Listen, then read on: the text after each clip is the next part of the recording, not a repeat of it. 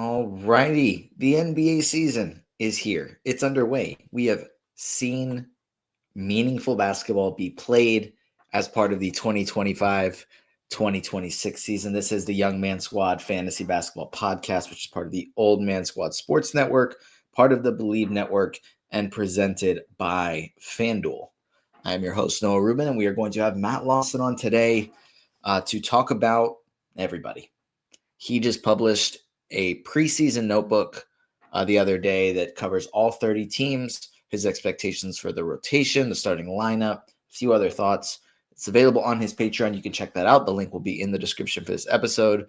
And we will also talk about last night, talk about opening night. Depending on when you're listening to this could be last night, it could be 2 nights ago, it could be way after that. But our immediate reactions to just 2 basketball games. So we're going to overanalyze here a little bit. But I think that the Rockets-Thunder matchup provides a lot of interesting dynasty takeaways because it is 2 teams littered with young, talented players that intrigue us in dynasty, whereas the second matchup, the Lakers-Warriors, is filled with all those old guys, mostly all those old guys. There's some young bucks in there as well, but a lot of players that maybe we already have a good idea of who they are, and there's not too many conclusions to draw for dynasty, but there's still a few things that we can talk about and discuss from those matchups. And then we will get into talking about the rest of the teams. Not sure how many teams we're going to get to, but I think we'll get to a lot of the important things ahead of, excuse me, the first game for the rest of the NBA for 26 teams, with 24 of those games being played on Wednesday night. And then I believe it is the Nuggets and Pacers are the 2 teams that will be making their season debuts on Thursday. But I'm going to go ahead and bring Matt Lawson in, and we are going to dive into those topics. All right, and Matt has now joined us. We've got the box score up from the Rockets-Thunder game. And sure, you can draw conclusions from a box score, but I think it's also really helpful to watch the game and draw some conclusions based off that. And Matt, we did get to watch actual basketball last night, which was really, really cool just to have that back, having that meaningful basketball back. But 1, how are you? And 2, how does it feel to have regular season and fantasy basketball back? I'm doing great, and I think that last night was a nice reminder of how incredibly competitive the Western Conference is going to be. I mean, to be able to see that Thunder Rockets matchup, it really did feel like a playoff matchup. It was that level of intensity, one of the most physical games that you'll see all regular season or in the playoffs. And I hope we get these teams to play each other again in the playoffs because it was an incredible matchup. Warriors-Lakers was a little bit more of kind of what I expected from both teams. It's pretty clear that the Warriors are going to be really, really good when they have Steph, Draymond, and Jimmy available. The addition of Al Horford is going to be nice for them. They've got some nice bench pieces that stepped up. Buddy Hield does his usual thing early in the season, hitting a bunch of shots. And with the Lakers, it's going to be a little tough without LeBron. I think that was a 3-point shooting variance game where they just couldn't really hit a lot of threes. They would have been more competitive otherwise. I think better days are ahead. Still a good team. I think Austin Reeves and Luka look great. So there's a lot of takeaways. And I think a lot of impact for Dynasty that we're already seeing. There's so many things that develop in these first couple of weeks of the season that inform the way that we view players for the rest of the year. Sometimes people overvalue it. Sometimes there's a little bit too much weight that gets put on early season performance and people don't pay as much attention as the year goes on. So we're going to kind of work through all of that and give you a little bit of an idea of what's real and what's not, especially when it comes to long-term value for these players. Yeah, and starting with that Rockets-Thunder game, I think early on, just watching both teams, like it's the first regular season game. They're still trying to figure things out.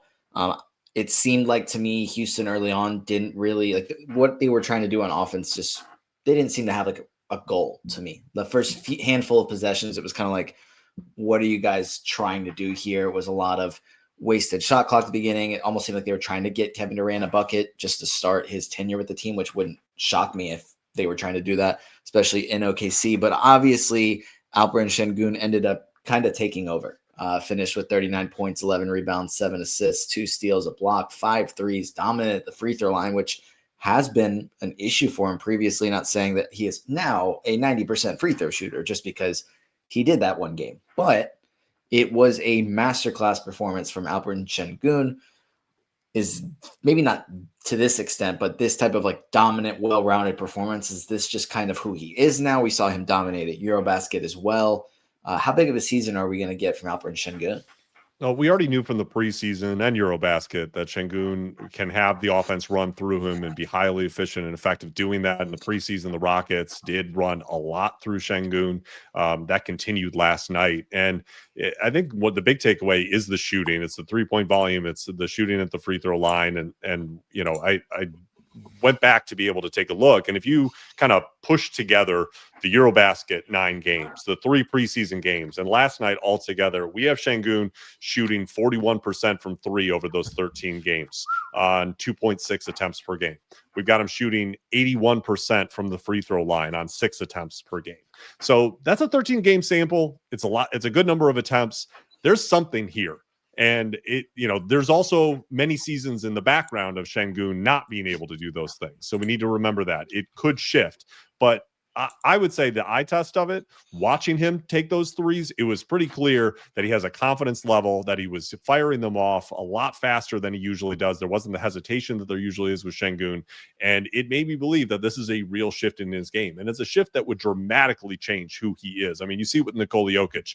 Jokic being able to consistently shoot the 3 last year took his game to a whole nother level because of how it completely opened up the chessboard to whatever he wanted to do. Sengun is not that talent because no one else is. But he certainly is someone who can do, if he can shoot, do just about anything on a basketball court at his size. And that makes him an incredibly dangerous player who I think is, if he's that player, he's an all-NBA level player, a consistent all-NBA level player. He's a guy who could be a top 10 fantasy producer if you remove those big weaknesses in 3 points and free throw percentage from his game. Suddenly, you're talking about a whole nother level that we maybe necessarily didn't think that Alperen Sengun was going to be able to reach. So that's one of the biggest developments out of this tonight, that maybe there is a whole nother level to Sengun that we're about to see that's going to put him in a whole new tier in fantasy. Yeah, just looking back at the last couple of seasons, shot 69.2 and 69.3% from the free throw line the last 2 seasons. So even if he's able to hover around 75 to 80%, that's just a huge upgrade for him. Obviously, the 3-point shooting. And then the playmaking as well. We've known that he can pass. Fred VanVleet being out for the year just kind of puts the ball in his hands a little bit more, trying to run the offense through him because he's probably the best passer on the team. Don't think that's unfair to say. But another guy that kind of took on that role was Amen Thompson, who I think late in the fourth quarter, kind of before his exit, had some really nice drives going, was getting to the basket, but also was showing a willingness to shoot threes throughout the game. Missed all 7 of them. He did hit one that his foot ended up being on the line, got changed from a 3 to a 2, but was happy to shoot them, which I think is good to see. Hopefully he starts making 1 or 2, because if he's shooting 0 for 7 every single night, that's obviously not very helpful. But what did you kind of think about Amen Thompson's first performance and his willingness to be able to at least try to space the floor? Yeah, I mean, I think the positive with Amen Thompson was that he had a big on-ball role. He looked comfortable at times being able to drive to the rim. You know, had his floater game working, was able to make some really nice contested finishes at the rim as the game went on. Early on, a lot of those threes are where they came up, and they were giving him the corner 3. They were leaving him open. He took it with confidence, didn't make it. They weren't bad misses, and I think that's an improvement for him. We saw him shoot a little bit better in the preseason. We saw him shoot a little bit better from the free throw line. And so there are some developments with the men where you can see it improving a little bit. It's not always going to be there. What I like about it is that he was willing to shoot the 3 early. He could tell that he didn't have it going, so he just started using that space that the Thunder were giving him, you know, to be able to take those shots, and using that to be able to get momentum going toward the rim. And he was just able to go by guys. They were giving him too much space, and this is what a lot of players with his ability are able to do. They're able to use the space that's given to them because they're treated as non-shooters, and to be able to get momentum and a head of steam going to the rim, and they're not able to be stopped. And that's what we saw with the men as it went on. I think we've got a huge season ahead with the men. I obviously moved him up quite a bit in my dynasty rankings before the season because of what I projected for him and where I thought this was heading. Then we had the Fred VanVleet injury, which opened things up and accelerated things even more. So this, to me, is a top 10 dynasty asset who's going to have, I think, a top 15 fantasy season this year. It's going to be a really strong season for Amen Thompson, and the role is everything that we hoped it was going to be. And then one more player in Houston to talk about is Reed Sheppard, who saw an extended opportunity last night. Didn't play a ton during his rookie year because the team was just really had a lot of depth at guard. And then they just kind of all that fell apart with the trade for Kevin Durant, giving up Jalen Green, then obviously the Fred VanVleet injury. So Reed Sheppard kind of thrust into a big role. And I think, didn't shoot the ball quite as well as maybe we were hoping. Got a steal and a block, which I think was kind of attractive things about his fantasy stat set was the defensive production and the three-point shooting. The assists, got 4 of those. That was kind of nice. But if you're watching the game, it's great in fantasy to get 2 defensive stats. But if you're watching the game, you're seeing them just like matchup hunt Reed Sheppard, trying to get SGA one-on-one with Reed Sheppard on him. And it worked pretty well. So is there, I don't know, any level of concern there? Because to me, I'm thinking, okay, it is his second year. He's trying to guard the MVP. It's not going to work super well. He's got to get stronger. He's got to get better. Like there's time for these things to happen. But is there any concern? Do you think that they'll just keep letting him try and work through those things? Do you think there's any risk of Ime Udoka saying, hey, this was great, we'll still get you minutes, but we're going to turn to Aaron Holiday just a little bit more just because he is a better defender right now? Yeah, with Reed, I think that this was kind of the full exhibit A of why Ime Udoka did not trust or play Reed Sheppard last season as a rookie. And I think there was an organizational mandate to get him into the rotation this year. They obviously, they tried starting him early in the preseason. Ime moved over to the double big lineup in the preseason dress rehearsal, and then he went back to it in the opener. I think they're going to stick with it. I think they're going to do it regardless of opponent, just because of how effective it was for them to be able to dominate the offensive glass.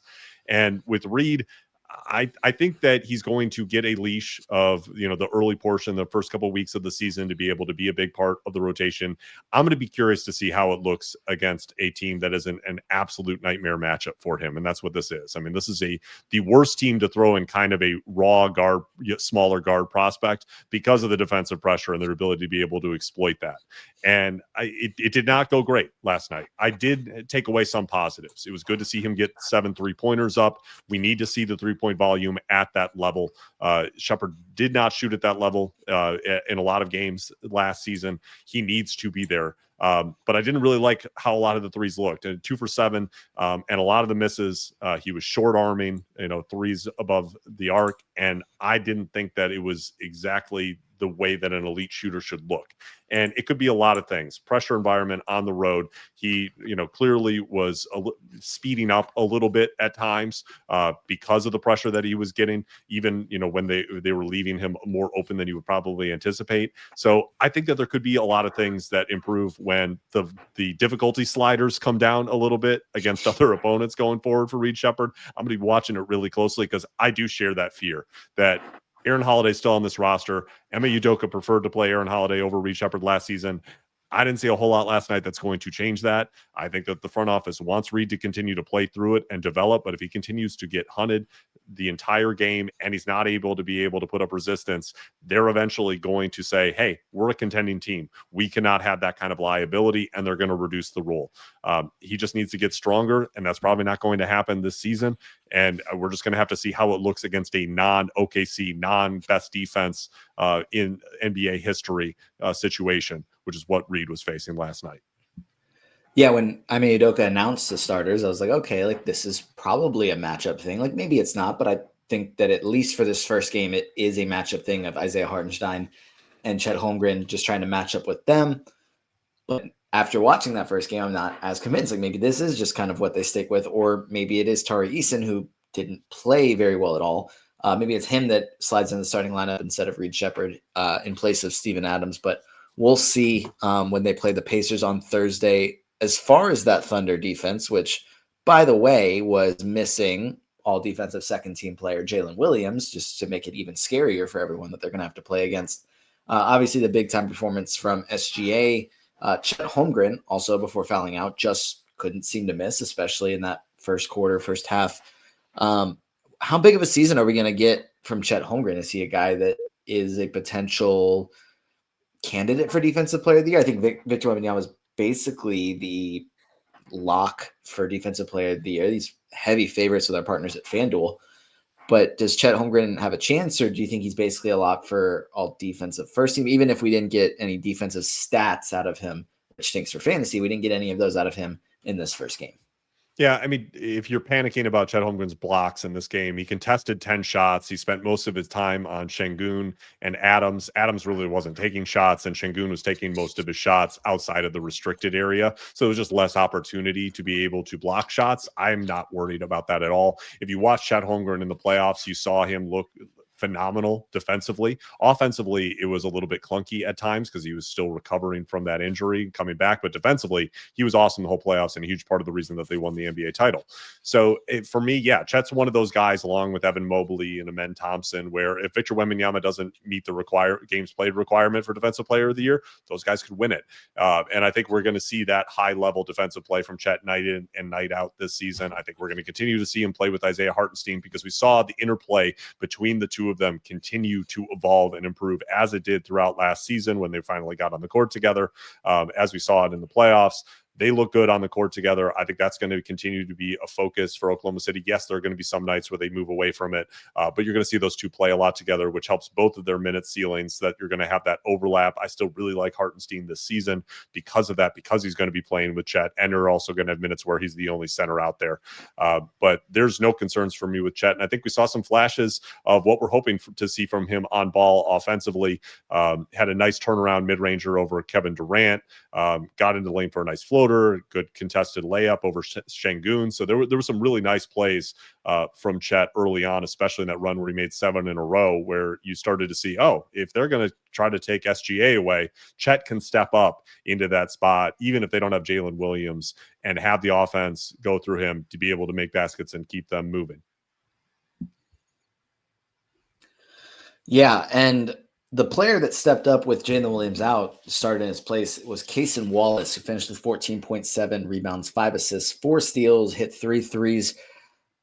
Isn't necessarily going to do a ton on the ball, but he did have five assists in this game, which was good to see. Obviously, he was playing incredible defense on everyone that he was guarding. There was times where he was spending time guarding Alperen Sengun as a small guard, which was really impressive to see. I mean, they have multiple players on this team that are undersized elite defenders that can kind of fill that. It's like you have Alex Caruso, you have Lou Dort, you have Cason Wallace, are guys that doesn't really matter how tall the opposing star is. They can just kind of take that matchup. Obviously, when Jalen Williams is back, Cason Wallace is probably going to be pushed back to the bench, I would assume. But was this game did it give you any more optimism about Cason Wallace long term? Like maybe if obviously Jalen Williams is still going to be around, but if, say, it gives them flexibility to move off of Lou Dort in the future, and that Cason Wallace can kind of fill that role. Yeah, with some of these players, especially from a dynasty perspective, you have them in a reduced role right now where they're coming off of the bench, and you're not seeing the full fantasy impact yet. Or in the form of Cason Wallace, you kind of see like, oh, the usage is like single digits. There's just not enough of an offensive role here. Is he only going to be a steals guy? And this is your reminder, even though it's not going to likely hold once Jalen Williams comes back, of what Cason Wallace is going to eventually evolve into. This is going to become more consistent. He's going to eventually have a starting role in the NBA. And if the offensive game expands the way that it did in this game, where you saw some nice drive and kick from him, you saw him, being more involved in the offense, and that future where he has, usage that's at least in the teens is going to allow him to become a much more impactful fantasy player. And I made this comparison when I was on with Dan Vespris earlier, but Cason Wallace is the kind of guy where you could see the evolution of his game being similar to a Dyson Daniels, where Daniels was kind of, in a smaller role in New Orleans, but we saw the flashes of it. He gets that expanded starting role in Atlanta, and then it's wheels up. Cason Wallace, kind of similar fantasy stat set, also an evolving offensive game, the way that we're seeing with Dyson Daniels, but there's room to grow out from that. And that's what we're looking forward to into the future in Dynasty. And then we did have a second game here to talk about that we'll probably spend, like I said, a little bit less time with, just because it's a bunch of old guys for the most part. But looking at the Warriors beating the Lakers, I think kind of the main storyline to me is Jonathan Kuminga. Steve Kerr said after the game that he saw a lot of growth and maturity from Jonathan Kuminga. He took a couple mid-range shots that they don't really want him to take, and he kind of raised his hand, like took accountability for it type of thing. Finished with 17, 9, 6, a steal, 4 threes. Seems to be buying in based on what the reporting is. Seems to be buying in on what they want from him. How does this alter how you value Jonathan Kuminga? Because to me, I was pretty low on him, knowing that he is a talented player, but what does the situation look like with Golden State? And is he good enough that if he goes elsewhere that he can kind of be the star? How do you, does this change your view of Jonathan Kuminga? I think that this was albeit just one game, one of the best indicators for the Jonathan Kuminga optimism that I've had for a number of years in Dynasty. And I get it. The fantasy stat set has holes in it. His role has been up and down in Golden State. It's never felt like they fully embraced him, the coaching staff at the very least. And this seemed to be the guy and the role that they have wanted him to play. We saw him hitting corner threes.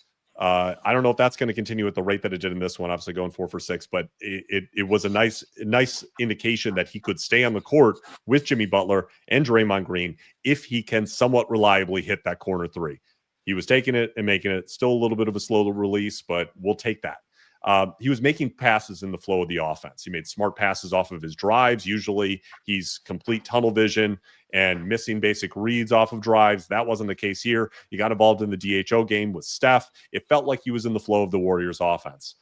And he hit the glass in the way that they need him to on this team, to use his body and athleticism to be able to go and get rebounds, which is exactly what they need, especially offensive rebounds. If he's able to crash the offensive glass, I feel like that is going to add so much value to this Golden State team where they really don't have a lot of guys who can do that. And I'm cautiously optimistic because I know it could snap back in the other direction. We have had moments like this with Kuminga before where it started to feel like he was pulling it together and then it didn't continue in that direction. But we can all agree that the funniest outcome here would be after all of the hand-wringing about his contract, all of the public negotiation of his contract, if he just suddenly becomes the player that the Warriors want and they want to keep him and they have to pay him a massive contract after this team option expires next season. That would be hilarious. And I hope that happens because I want Jonathan Kuminga to live up to the hype. I want him to be a great basketball player. And if we can meet in the middle between what Steve Kerr wants him to be and what Jonathan Kuminga aspires to be, you can have a pretty amazing real life and fantasy player. So if you are continuing to roster Jonathan Kuminga on your dynasty roster, you've been through it. You've been through one of God's greatest battles trying to get through the Jonathan Kuminga experience, but maybe there is hope on the other side after last night. This is going to be something that I'm going to be watching really closely to be able to see, was this just matchup based on they needed to be able to have a big body who could move well enough to be able to try to keep up with Luka just because they don't have that athleticism on the wing. Otherwise, they didn't want to expend Jimmy Butler on it. Or is this something where they're really going to give Kuminga a chance at it because it went pretty well the first time? Does he get that second date? Does Steve Kerr give him another chance to be able to be in the starting lineup and continue to have this big role and play alongside Jimmy and Draymond? I'm really curious. I cannot wait to be able to see their next game, to be able to see if this holds.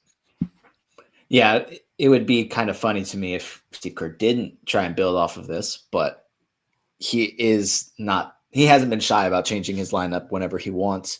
With the Lakers, obviously we had the big time performance from Luka Doncic. We had Austin Reeves playing pretty well. Not a ton. I mean, like Jake LaRavia played some, but didn't do too much in the box score, at least for fantasy managers. The DeAndre Ayton thing, I think, is kind of the big thing for the Lakers right now because I think there's a lot of people that were pretty high on him just based off the opportunity. And I think we kind of joked about it when we talked about him this offseason was, hey, it's an opportunity for him to get paid. And that's when he's kind of been at his best. Maybe he'll figure something out, at least for a season, to get a contract. But didn't really happen in game one. Saw Lakers fans online that were like, get him off my team. I don't want DeAndre Ayton as my starting center. Are you like, I mean, I don't think that you drafted DeAndre Ayton in many leagues. I would assume that you actively avoided that. But how concerned are you about this, about DeAndre Ayton and the DeAndre Ayton experiment for the Lakers after last night? I think it's going to continue to be what the DeAndre Ayton experience has been for the last few years. It's going to be empty stats. I don't think it's going to lead to winning impact on the court. I was wildly depressed to watch how soft he played, and I don't have a better word to be able to use it. I think that he was not impactful offensively, and he's in a perfect environment to be able to be an impactful roller and rim threat with Luka. There is nobody in the world that you should want to set screens for and roll to the rim hard for than Luka Doncic, because he's going to get you the ball if you do it. And he just kind of refuses to roll hard to the rim after he sets what is always a disappointingly weak screen. And I don't think that they're going to be able to tolerate it the entire season. I think that to some degree, at some point, they're probably going to have to make a trade to be able to add another center who's not Jackson Hayes, so they can limit the minutes with DeAndre Ayton and to hope to be able to maximize the effort that they can get from him in a limited portion. Maybe the return of LeBron James will get him on the right page, but I don't have a lot of optimism here. I think that this is going to be a failed experiment, and maybe DeAndre Ayton will prove me wrong. At the very least, yeah, he's probably going to play a lot of minutes, and he's probably going to get stats. So if you have him in redraft, you enjoy that to the extent that it runs it out. In Dynasty, I am selling off of any good run from DeAndre Ayton. If he starts to put up points, double doubles, if he starts to be able to be, starts to be a little bit more impactful in the box score, that's that opportunity to be able to sell high and get out on this, because in the long run, I don't think he's probably going to be the Lakers starting center next season. And I don't know what the future is going to look like for him unless we see a dramatic turnaround back to the DeAndre Ayton that we had in kind of the Chris Paul Phoenix Suns days. Yep, and we also got the return of Marcus Smart to the court after missing a lot of time due to injury, which also meant that we got some fun flops, which I didn't really want to see, but that's what we saw. That's what we got. Moving on, we talked about 2 games from last night. There's 12 more tonight. I want to start talking about, and this is Matt's preseason notebook that you can find on his Patreon, which we will link in the description for this episode. I want to start talking about the Knicks because while we're recording, Matt, Shams Charania reported that Karl-Anthony Towns has a quad strain, and he is now listed as doubtful for tonight's game against the Cavs. Obviously, Mitch Robinson and Josh Hart have also already been ruled out. Are we going to see Gershon Yabusele starting in his first game for the Knicks against Evan Mobley and Jared Allen? Is that going to be what we're going to get? I think we're actually going to get Ariel Hukporti starting center. That's what's been reported because Mitchell Robinson is going to be out. But if Karl-Anthony Towns is also out and Josh Hart is also out, we're probably going to get Gershon Yabusele also starting because there's no real way around this. They just don't have enough front court players. Missing those 3 guys, those are their 3 core front court players. That's a ton of minutes that are unavailable. And I think that's really the only thing that they're going to be able to do. Now, I don't know if Hukporti, Yabusele in bigger minutes, maybe you could get something going. But Hukporti's at least going to be a somewhat serviceable, big body in the middle. But there's some real question marks here because Mitchell Robinson, they're already putting him on injury management for his ankle. We're dealing with, I believe, a hamstring or a back issue for Josh Hart, which has been described as a tricky back issue, a hamstring injury or quad issue with Towns. And all of these sound like they could linger a little bit when you're not available on opening night, when they've been cagey about their availability through the preseason. I think there's real questions about when we're going to get these 3 back all on the court together. And that's a disaster for a Knicks team that has huge goals for this season. It's going to be really difficult for them to be able to field a functional defense that is just entirely dependent on a Mikal Bridges and OG Anunoby with nothing on the back line. And we can't forget that OG Anunoby is dealing with an ankle sprain. He's probable. He's not expected to miss anything, but that's 4 guys that are potential starters, 3 that will start, that are at least dealing with some sort of injury, with 3 of those 4 unlikely or out for this first game, which is going to be against the Cavs. And if we can move on to talking about another team that is dealing with injuries. Darius Garland is obviously going to be out, and then Max Strus is going to be out even longer than that. DeAndre Hunter is listed as questionable. Could we see, I think we'll see Sam Merrill start, but could we also see maybe Jalen Tyson slide into playing a bunch of minutes and maybe kind of finally get that opportunity to showcase why they made him a first-round pick last year? Yeah, I think because they're trying to limit the minutes on Lonzo Ball, they're not going to insert him. That could make some logical sense just because of Lonzo's ability to be able to space the floor and operate, as a help defender. But they might have to rely on Jalen Tyson here. They've been pushing him to be able to embrace being a role player on this team. This would be a huge opportunity to be able to do that, to fit into the starting lineup. Or they might just simply go bigger with Dean Wade just because they know it. They understand what he can be, what he can't be. And maybe that's just the way to be able to make this all work without Hunter potentially being in the lineup. But it's going to mean a lot of Sam Merrill because without Max Strus, and if they don't have DeAndre Hunter, the 3-point spacing is not really there. I think we're going to see bigger minutes than people realize from Sam Merrill. And he's a guy who is kind of like a little bit of a sneaky defensive player. He gets targeted a lot, and then it doesn't work out. So I think Merrill could have an opportunity this year to be able to play a much larger role, with Strus probably not coming back until January at the earliest, based on everything that we've heard, to be able to be a big minute starter. All right. And then another game that we have, because we got 12 of them tonight, heading up to Brooklyn. The only player on the injury report for them is Haywood Highsmith, which means that we're going to get to see a lot of different rookies play for them tonight. They've got 5 first-round picks to try and fit into the rotation. Michael Porter Jr. Making his debut for the Nets. Is there anybody in particular that you've got an eye on for this first game against the Hornets? Well, I'm definitely going to be watching to see who starts at point guard. We got Jaeger Jolman back in the final preseason game, shot the ball well again. And I'm just really curious to see when they hand the keys of the car over to him and what that looks like, because we've kind of been seeing this different version across Summer League and in the preseason of Jaeger, where he's getting up threes and they're going in, but they're not using him a ton on ball. I don't know if he's going to be able to withstand on-ball pressure in the NBA. He struggled a little bit with it at BYU when they played against more athletic teams who really got into him when he had the ball. That's going to be a big question mark for me, because if he can hang, if he can stay on the court and play point guard for the Nets this year, there's some real short-term opportunity for him, because this team is going to be awful.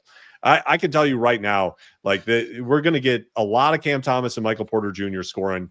And other than that, and that's probably only going to be for maybe 60 games this year, there is not a lot to be able to be excited about from a winning perspective on this team. If you're a Nets fan, you're looking forward to lottery balls, because looking up and down this roster, there's a lot of guys who are either in a much larger role than they should be in the NBA, or who are in rotations who should not be in an NBA rotation. I am excited about the fact that we saw Drake Powell at the end of the preseason as well. He's healthy. That's great to be able to see. Ben Seraph is going to have a big role in this team, whether he starts or not. We saw that through the preseason as well. And I'm hopeful that some of the growth that we've heard about and seen in the preseason from Noah Clowney is going to continue. Obviously, he's going to be in a bench role, but Clowney is a guy who had a nice finish to his rookie season. Everything kind of fell apart last year, but he's been a buzz guy in the Nets training camp, and there's some belief that maybe he's going to be able to turn the page this season and become a consistent rotation player for them and be part of their long-term plan. I'm hopeful to be able to see that, because Clowney is an interesting fantasy prospect who I've liked at times, but definitely became a little bit concerned about how he looked in his sophomore season. And of course, the other 2 rookies being Nolan Traore and Danny Wolf. We should get a look, and hopefully all of them are at least able to get on the floor. I know it's a lot of guys to get into the rotation for Brooklyn with 5 first-round picks, but they'll be going up against the Charlotte Hornets, who are only missing Josh Green and Grant Williams for this first game. We'll get a good look and see who does start for them. Obviously, it's going to be LaMelo Ball, Brandon Miller, and Miles Bridges, figuring out who is going to be the starting center and who is going to get that other starting perimeter spot. Anybody in particular? Obviously, there's going to be eyes on Con Knipple and seeing how he does in his debut. Anybody that you're excited to see in this matchup of 2 Eastern Conference teams that I don't want to say the Hornets are guaranteed to be back in the lottery, but they were in the lottery last year. The Nets will be back there this year. For me, it's appointment viewing anytime we're getting LaMelo Ball and Brandon Miller both out on the court together, because we barely even saw it last season. And I'm going to be watching, because I want to see if this can work. I really want the Charlotte Hornets to be a somewhat competitive basketball team this year, because I want these guys to play. I want them to be available, and I want to be able to see if this can work long-term, especially with Con Knipple on the court. Ryan Kalkbrenner, I think it was an encouraging preseason. I think he's figuring things out. This was a really impactful defensive player in college. I think that he can be a guy who's probably tops out as a rotation center, a guy that you want as your backup center rather than a starter. But for this team, he might be the starting center on a lot of nights, especially when the matchup has another traditional big man at center.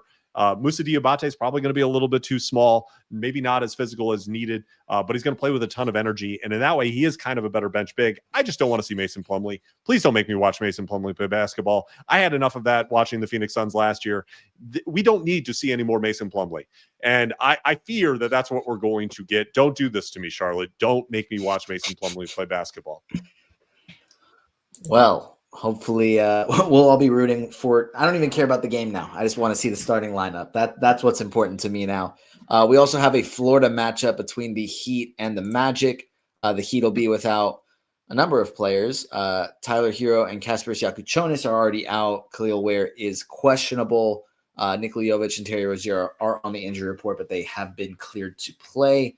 So this is going to be a shorthanded Heat team to start this season with no Hero for a little while now, despite what Dominique Wilkins says, because I remember seeing that quote and I was like, okay, I don't know who fed him bad information or if he misheard something, but there's no reason that Dominique Wilkins would be breaking this news either. But for this Heat team, are we going to get to see Norm Powell kind of step up the way he did early on last year? And who's going to start? Is it going to be Jovic or is it going to be Ware that gets that kind of power forward spot? Yeah, we might not get that question answered tonight because it sounds like Ware got injured in practice, and now questionable tag. I think they might play it safe to some degree, but we'll see. I mean, hopefully we do get the answer because this is really a kind of a fascinating preseason. If you just viewed it from the box score, Khalil Ware breakout. Take him as high as you can in fantasy drafts. The reality was when Jovic was available, they weren't starting Khalil Ware. They were starting Nikola Jovic, and they weren't overlapping the minutes with Bam Adebayo. And if that's the case, Khalil Ware is going to be one of the bigger fantasy busts of this season because if he's just playing as a straight backup to Bam Adebayo, there just isn't enough minutes to be able to have him be viable in fantasy this season. Now, everything we're seeing from him on the court suggests this is a guy they need to invest minutes into because if he figures it out, if he figures out how to play NBA defense, if he figures out where he needs to be on the court and he's giving consistent effort out there, the fantasy stat set is monstrous. I love Khalil Ware. And I think that, this is kind of like a high ceiling, low floor player. I'm rooting for him to get that opportunity. I hope that they're willing to be able to go double big. I love Nikola Jovic too. I think he's a really good player. I'm glad to see that he got that contract extension. I don't think it's impossible that the three of them could be on the court at the same time, even though I don't think that's what they're going to do for many stretches this season. But Khalil Ware is kind of the big question of this Miami Heat season because if we get him an extended run, the fantasy potential is massive for a guy who can shoot, who has high rebound and block rates, who could have a really good field goal percentage too. There's really not a whole lot that he isn't going to do, especially if we see some of the passing flashes that we saw last season continue to develop as well. So that's going to be the big thing that I'm watching for this Ware. If Ware is available, what does the role look like? And remember also, don't completely panic because it's Eric Spoelstra. It could completely change the next game. They're trying to find a way to be able to motivate and get the most out of Khalil Ware. If they think that that's playing him, they're going to do it. If they think that it's making him earn it, they're going to try to do that as well. But it will be changing constantly because that's the way Eric Spoelstra runs his rotations. And the other Florida team that'll be playing in this game is obviously the Orlando Magic. We'll get to see the Jace Richardson debut. We'll get to see Desmond Bane suiting up for his new team. First time in the NBA, not as a Grizzly. Jalen Suggs will be available, which kind of limits the streaming upside that either Tyus Jones or Anthony Black was going to have, or maybe both of them were going to have for this game with Suggs available. Didn't see anything about a potential minutes restriction, though I may have just missed that report. There could be one out there. What are your expectations for Jalen Suggs coming off this knee injury? And do you think it's something that we need to be kind of worried about as the season kind of opens up? Do we see that maybe Jalen Suggs isn't able to play as many minutes and maybe they rely on Tyus Jones or Anthony Black a little bit more than they would if he was fully healthy? Yeah, I think this is one of the things I'm going to be watching really closely because it's a great development that he's going to be available. It's an unusual knee injury that you don't often see, and I think that's just the question of is he going to be himself? Are we going to see Jalen Suggs playing like Jalen Suggs, playing with reckless abandon? Being one of the most impactful perimeter defenders in the league. I I want to see it because we haven't seen enough of it over the last year. We obviously missed significant portions of last season, and they need him to be that player, to be the impactful defense that they have been with Jalen Suggs on the court. So that's going to be one of the things that I'm really watching in this game. I'm really interested to be able to see Paolo Banchero and see where the improvement is coming in this season, in his fourth season, to be able to see, is he going to be making a leap forward in his shot profile? Are we seeing fewer of those mid-range jumpers that he's been too reliant on in the first 3 seasons of his career? And I want to see if the growth of Wendell Carter Jr. from the preseason continues. Had a really strong preseason. This was a guy who was a fantasy and dynasty darling early in his career in Chicago. If you go back that far to be able to find ADP and dynasty rankings from his early seasons, this was a guy who was, top 75, I think maybe even for some people, top 50 dynasty asset for what people thought he could be. And obviously the fantasy stat set has not been there to be able to support that in Orlando and later in his time in Chicago. So it's going to be interesting to be able to see what it looks like with a full season, a healthy offseason for Wendell Carter Jr., if he's able to make that leap that at least he was showing flashes of in the preseason. Yeah, I'm going to double check this as I'm saying it, but I'm pretty sure he averaged 1.3 blocks per game as a rookie and then just never averaged a block per. Yeah, since then his high for a season is 0.8 blocks. And the last 3 years, it's been 0.6, 0.5, and 0.6. So went from hey, this guy is potentially a really elite source of blocks to, no, he just doesn't block shots anymore. This is really cool. Staying in the Southeast, the Hawks play the Raptors tonight. Nobody on the injury report for the Hawks. Seems like Kristaps Porzingis is going to start, but I think at least I'm going to be looking out for one, I guess, Jalen Johnson being healthy again and just how much better he can be, how this team works. That's the most talented the Hawks have been since Trae Young got here. I say here. Kristaps Porzingis and Onyeka Okongwu, how do they fit together? Are they on the floor at the same time? Is there enough minutes for both of them to have fantasy success? What are your expectations for this first game? Yeah, I want to see what the overlap of Okongwu and Porzingis looks like. I want to see what the non-Trae minutes look like. Are we getting more of Dyson Daniels on the ball? Is it the Jalen Johnson show? Is there more Nickeil Alexander-Walker? What does that look like? That's always the question in Atlanta, of how those minutes operate and how they can make it work. But the Porzingis question is a big one for me because he's looking really good. We got the report today that he had a condition where he was basically getting a racing heart rate, when he was standing up or was going, he would go from laying down to standing up and his heart rate would jump up to 130 beats per minute. And he didn't really know why that was happening. Hopefully that's completely in the past because that sounds terrifying. But so far so good across, Eurobasket into the preseason. Kristaps Porzingis looks like prime Kristaps Porzingis. And if that's the guy that Atlanta is getting, not only is he going to be an awesome fantasy player, we know that whenever Kristaps is available and playing, even last season in Boston and, whatever it was, 28, 9 minutes a night, super impactful. And I think he's going to be impactful on winning for the Hawks as well, to be able to have that kind of stretch five out there and the different lineups that they can throw out with the size that they have on the wing around Trae Young. This is going to be a really fascinating team to be able to watch, which you can't always say about the Atlanta Hawks. But I think there's a lot of buzz around this team for good reason, and I'm looking forward to being able to see how this team looks together. Yeah, I'm excited for the start of the season for the first time in a few years. So it's really cool. It's fun for me. They're playing against the Toronto Raptors, who have, I know Colin Murray-Boyles is out, and then Jacoby Walter is out with an illness. So that means Grady Dick and Ochai Agbaji will be kind of filling out those backup wing minutes. How's this team going to work? Do you think it's going to look good, or do you think it's going to look potentially like really, really disastrous in the first game, but maybe we shouldn't get too concerned because it is just one game? In this lineup of Emmanuel Quickley, RJ Barrett, Brandon Ingram, Scotty Barnes, Jakob Poeltl doesn't have the most spacing. My expectation is that Quickley's going to shoot a lot of threes and that Brandon Ingram is going to be forced to shoot more threes than mid-range just to get this thing to work. But how do you think it's going to look in the first game with this group playing together?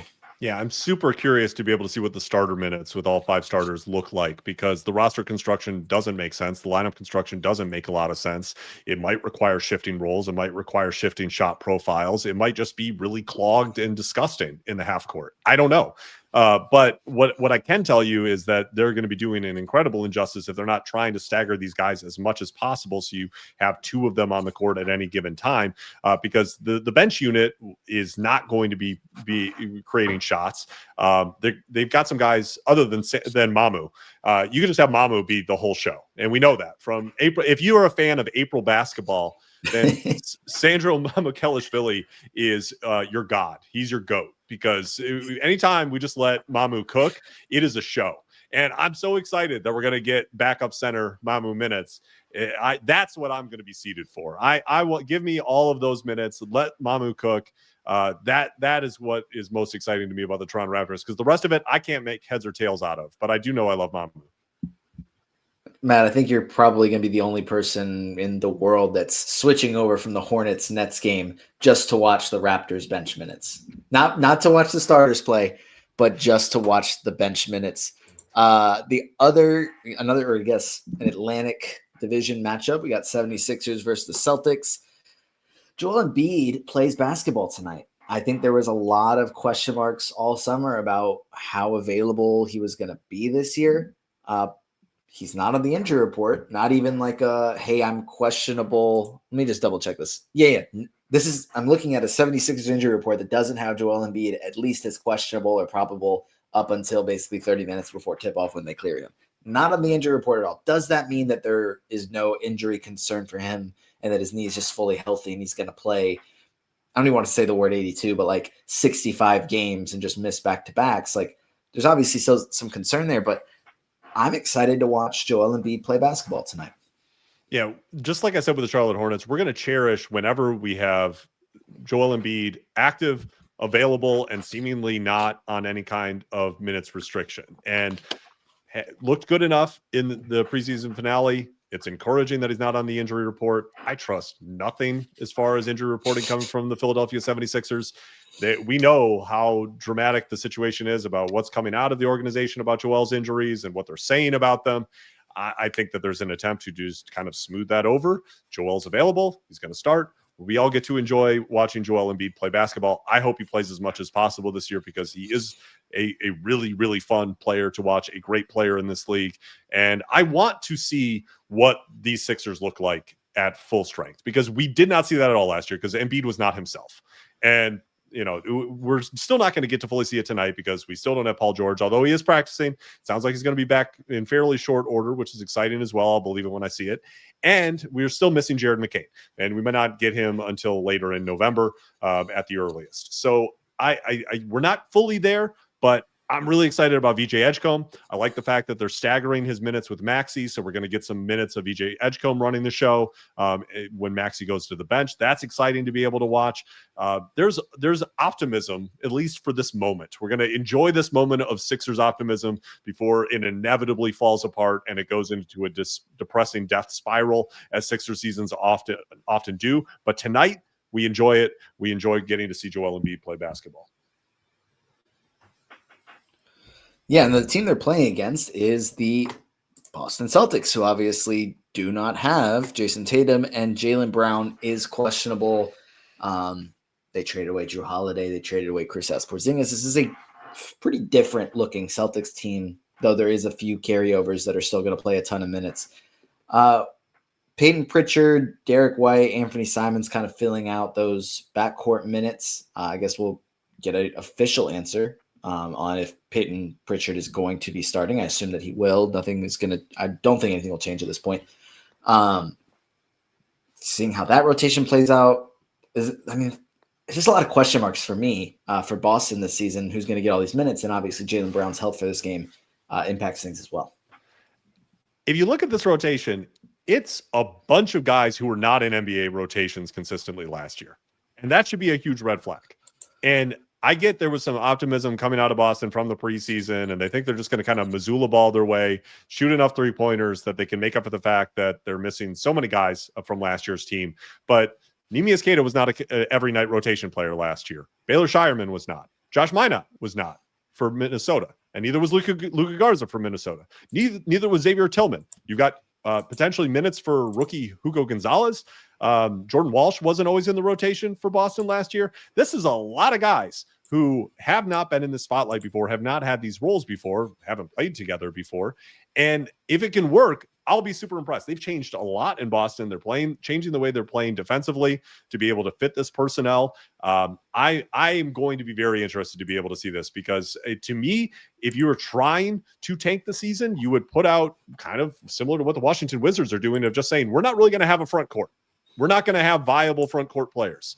And it's going to be a layup line for teams to be able to go and score. And that is almost what it looks like in Boston. And maybe I'll be wrong. I am an Neemias Queta optimist. I think he's going to start. I think he's going to be effective. I like him as a player. I like him as like a really good backup. And I'm going to be interested to see if it works in extended minutes. And that's going to be interesting to me. I don't really understand the Luka Garza thing. I mean, I watched him in Detroit. I watched him in Minnesota. I watched him back at Iowa. I did not ever really see a guy that I would want to be giving, significant minutes to as a potential center in the NBA. So we will see. But it is going to be interesting. It's going to be new. It's something different from Boston after kind of like years of like being a metronome of consistency. And it was just going to be Brown and Tatum back and forth, and you kind of knew what you were going to get. Suddenly it's completely shaken up and different.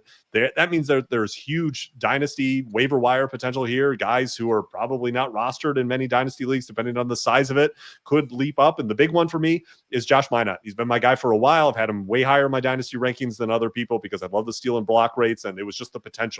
Came in the league really young, has all the starter kit of an NBA wing and the fantasy game to back it. And it hasn't happened yet, but I think it might. And if it does, it's going to hit big. So he's a guy to me. If you can stash him, if he's available on your waiver wire because you're in a shallower league, I would scoop him up. I've got him in 30-team leagues. I've got him in a lot of places. So I'm hopeful for it. But this could be that moment for him in that opportunity.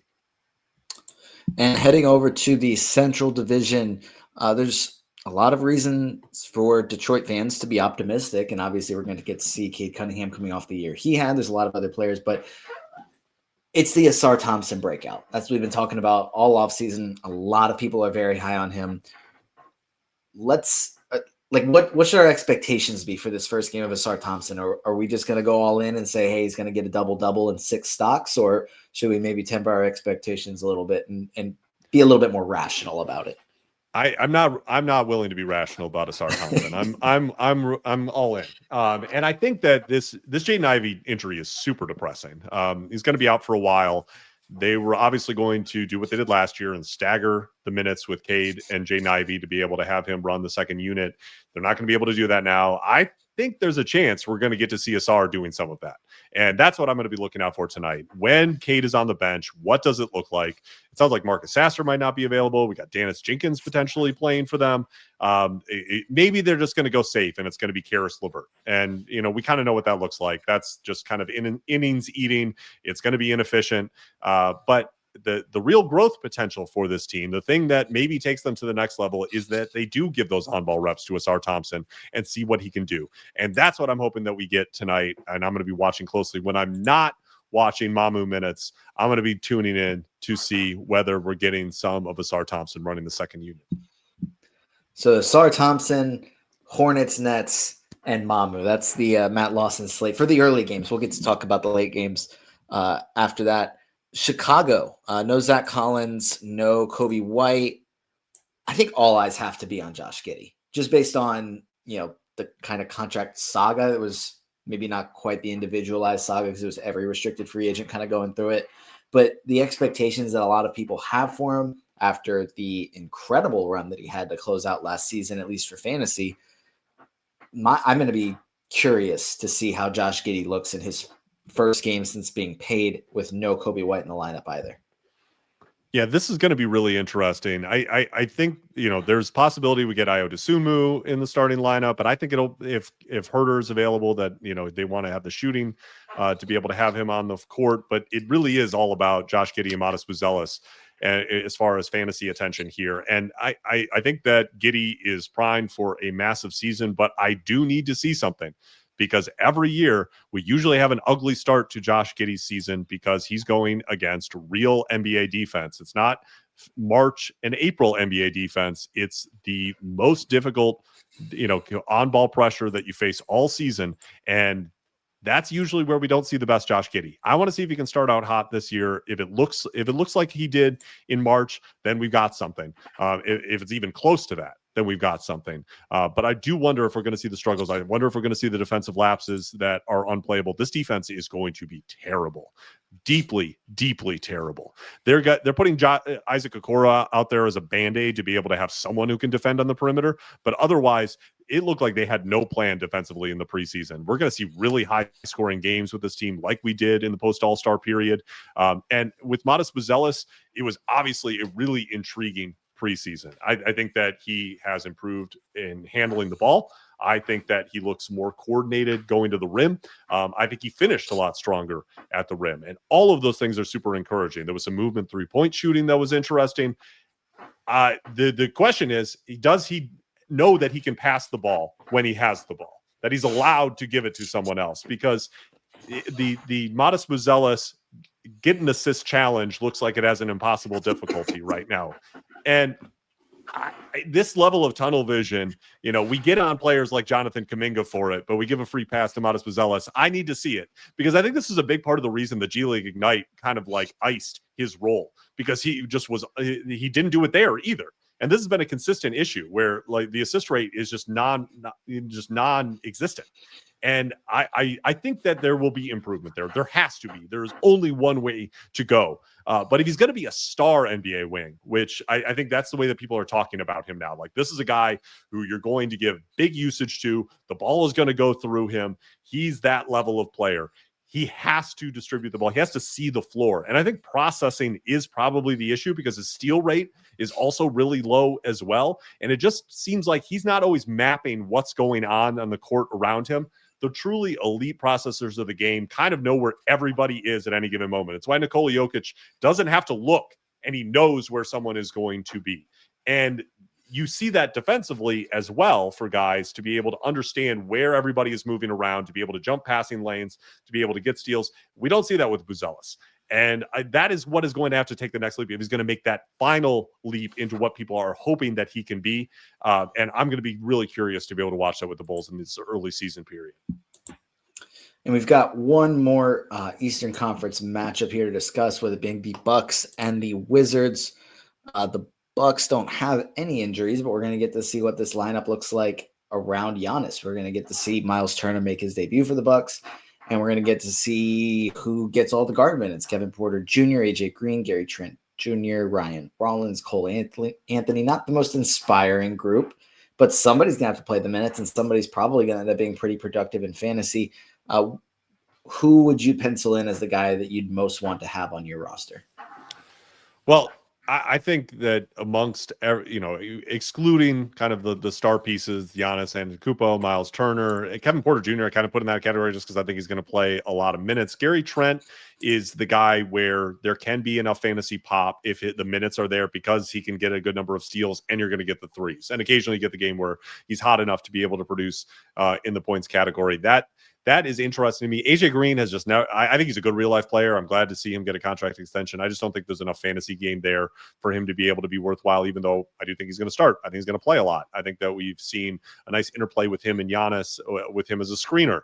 And that's encouraging. But, this probably means that we're not getting a lot of Cole Anthony or Ryan Rollins. They were both running as straight backups out in the preseason, running behind Kevin Porter Jr. and the Trent and Green combination. So I don't think we're going to see a lot of them. Kuzma doesn't seem like he's going to have a big role, at least in the early season. Nothing that we saw from him last year in a Milwaukee uniform or a Washington Wizards uniform suggested that he should have a big role. Taurean Prince is probably going to be on ice as well in the back end of this rotation, as well as I think we're going to get a bigger role from Bobby Portis. I really like him because he's been running as the backup to Miles Turner, and we're seeing minutes overlap with Miles Turner as well, where they're both on the court. That suggests that the minute ceiling on Bobby Portis is a little bit higher than we otherwise might have thought it would be. And the other side of this matchup being the Washington Wizards, getting to see a ton of young guys play. We get to see Cam Whitmore play in his debut for Washington after spending the first couple of years with The Rockets are going to get to see Trey Johnson make his debut. We're going to get to see more, Keyshawn George minutes. We're going to get to see Alex Sarr. A lot of different young pieces here for Washington, playing against a team that's trying to make the playoffs in the Bucks.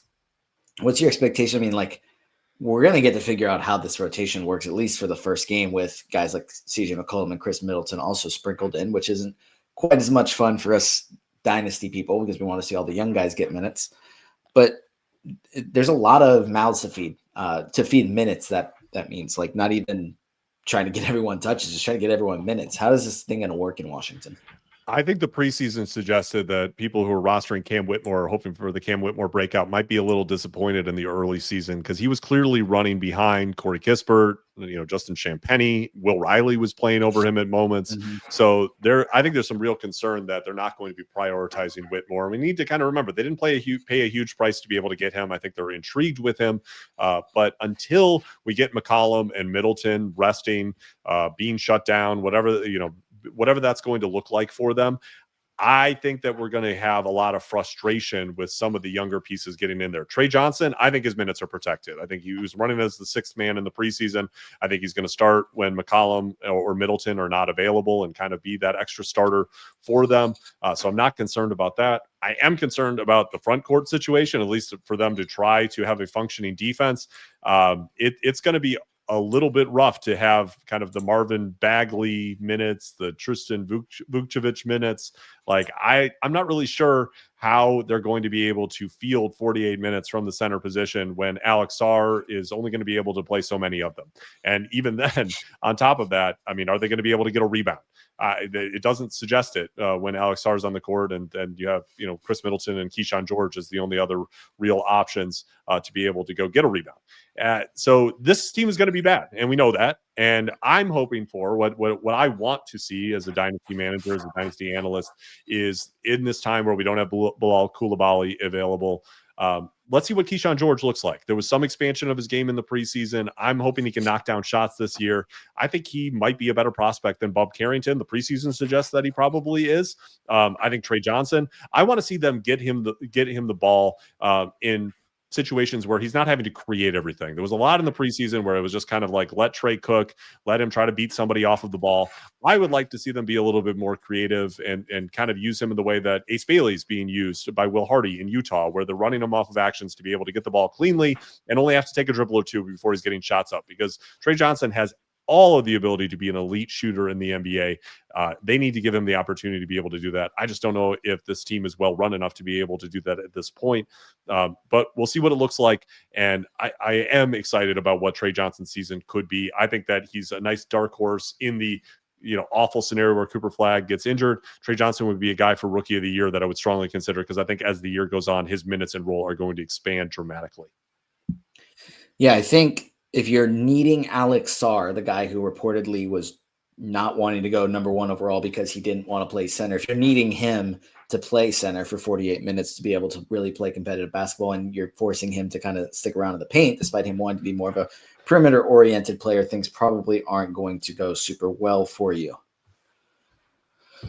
Moving over to the Western Conference games, we've got 5 left to breeze through. Pelicans Grizzlies, the matchup between Zion and Ja. This is kind of the intention when you have the Pelicans and the Grizzlies playing on national TV. I don't know if this is a national TV game, but when you have these two teams match up, you want to see those two guys facing off.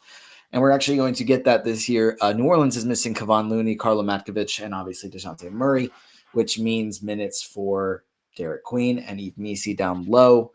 What are your expectations for Derek Queen and even Jeremiah Fears to an extent in their rookie debuts? Yeah, it sounds like we're going to get Derek Queen minutes, and that's awesome considering he had offseason surgery, got hurt in summer league, and we didn't know what his availability was going to look like. But it looks like not only is he going to be available, but he's probably going to have to play because, as you said, no Kevon Looney, no Carlo Matkovic. So we're going to be in a situation where we're probably seeing both of their main rookies because Jeremiah Fears had a rotation role in the preseason, playing a little point guard and shooting guard. It's going to be inefficient and ugly at times. I don't think Jeremiah Fears is going to be a winning player in year one, but they're going to give him a chance and roll him out there.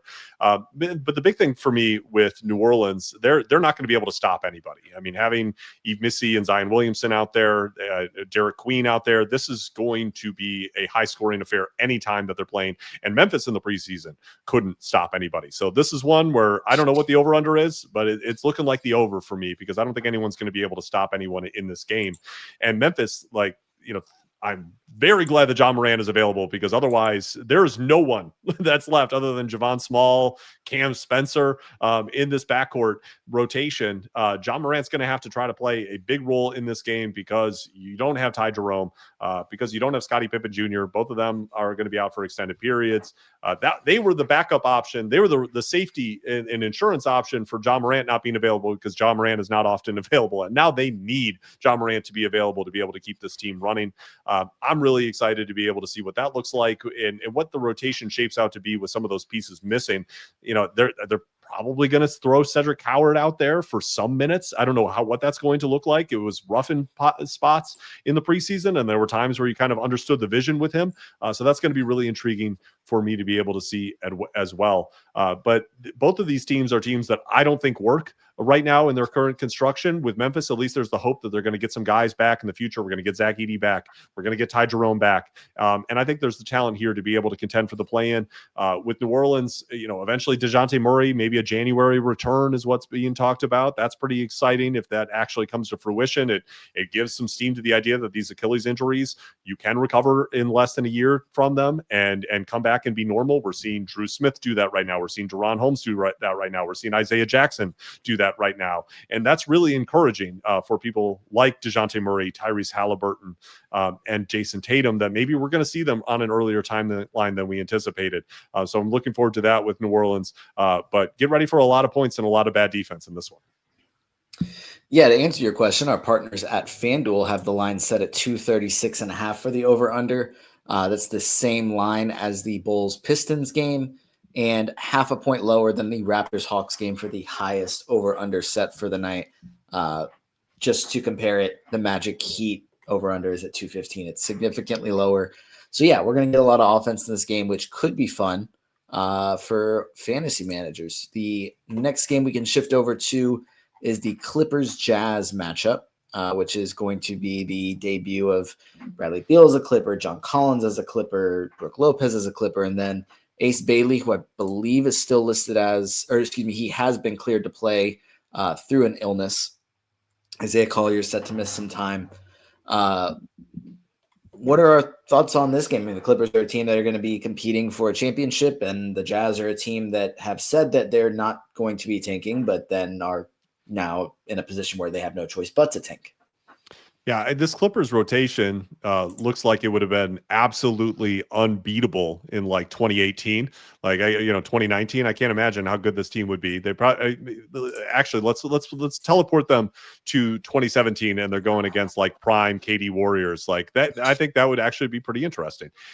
Today, it's a little bit more muted, but this is still a really solid team. They're not playing anybody in this rotation who isn't a strong rotation player. John Collins is likely going to come off the bench. I think he's going to be a great pairing with both Chris Paul and James Harden. I love seeing John Collins playing competitive basketball again after being in purgatory in Utah for a couple of years.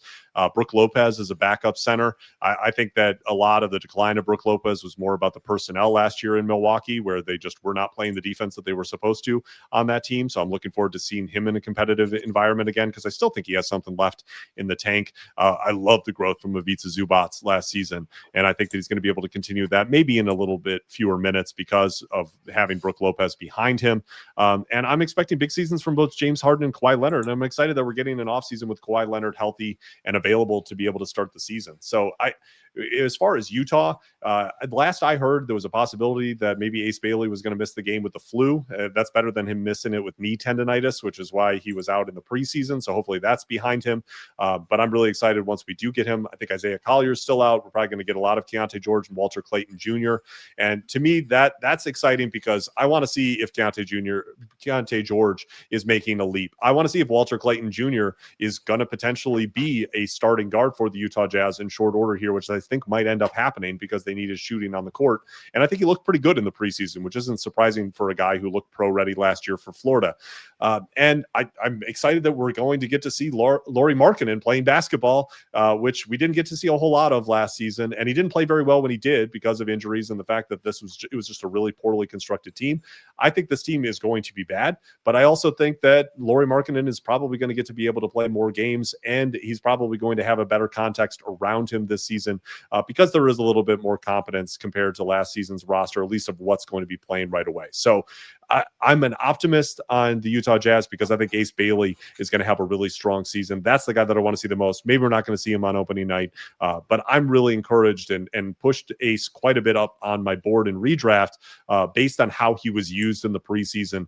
I think that they're doing the best thing possible for his development by not just handing him the ball and telling him to create shots. That's what we saw too much of last year at Rutgers. It's really encouraging that Will Hardy is going to try to put him in a really good place to be able to get the ball and take open shots. And I'm excited to see that once Bailey's available. Yeah, and he has been cleared for this game. He was initially questionable, so we will get to see Ace Bailey's debut. We've got 3 more games, but for the sake of time, Matt, because I know I've taken up a lot of your time, we'll just kind of do like an overarching, these are the last 3 games. We've got Spurs, Mavs, no De'Aaron Fox, obviously, so we're going to get to see Dylan Harper make his debut, Stephon Castle with the ball in his hands a little bit more, and Victor Wembanyama, obviously, how much better can he be? Dallas, Daniel Gafford is doubtful, so we're going to see a lot of Derek Lively minutes next to Anthony Davis, as well as the debut of Cooper Flagg. So it'll be cool to see the number 1 and number 2 pick from this past draft playing against each other. Timberwolves, Blazers, Anthony Edwards is questionable, which is kind of the only important storyline there for Minnesota because not too many other changes other than players we need to be watching, such as like Rob Dillingham, seeing how he does.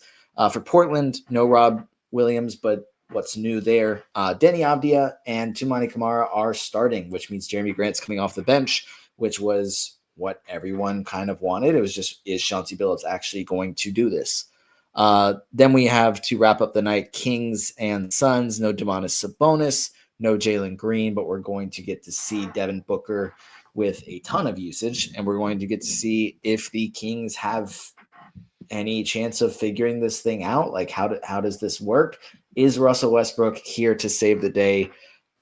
And then Mark Williams, being healthy. That's cool to see as well.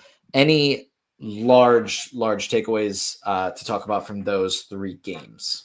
I'm excited that we're getting Mark Williams playing even on a minutes restriction. That it was pretty murky about what the plan was with him, so that's exciting if we get to see it. I'm really excited to see Victor Wembanyama play. I think that we saw some really interesting growth from him. He is going to the rim, getting to the line, getting fouled, and playing with a level of physicality that we didn't see as much last season. And there's a lot less just resorting to taking threes and a lot more getting downhill. And I'm very interested to see what that looks like. And I'm excited to see the debut of Dylan Harper. Cooper Flagg at point guard. How much of that do we get to see? What does that look like? That's really encouraging and exciting to me. And with the Sacramento Kings, let me tell you this. I'm not excited about anything. This is going to be a disaster. I think we're going to be going into tank mode fairly quickly with this team. They're with the injuries that we're already seeing on this roster, not having Domantas Sabonis out of the gate, being in a position where Dennis Schroeder was limited in practice this week, Russell Westbrook still ramping up. I mean, like, it could be a complete mash unit. They might actually have to play Devin Carter, which they refuse to do.